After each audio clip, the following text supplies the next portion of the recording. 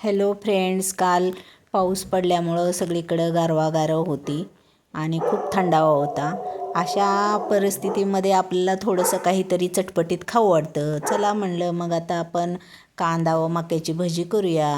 बेसन पीठ घेतलं, त्यात कांदा कापलेला, मिरची, कोथिंबीर, लसूण वाटलेला टाकून मिक्स करून घेतला. थोडंसं मीठ, सोडा, ओवा,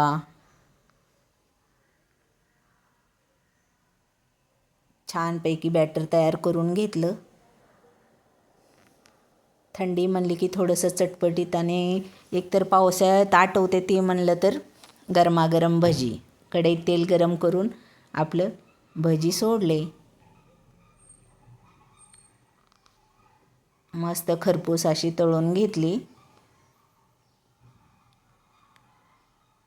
त्यावर थोडे कढीपत्त्याचे पाने टाकले, कारण भजीसोबत तळलेला कढीपत्ता खूप छान लागतो आणि कढीपत्ता खाणं आपल्या आरोग्यासाठीही चांगलंच आहे.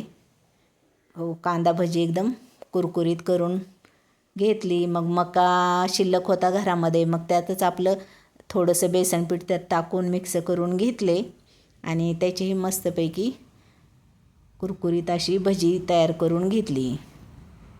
छान मीडियम फ्लेमवरती छान कुरकुरीत अशी तळून घेतली. मुलगा म्हणत होता बाहेरून आणतो म्हणून, पण मिस्टर म्हणाले की नाही, घरी केली तर मीही खातो.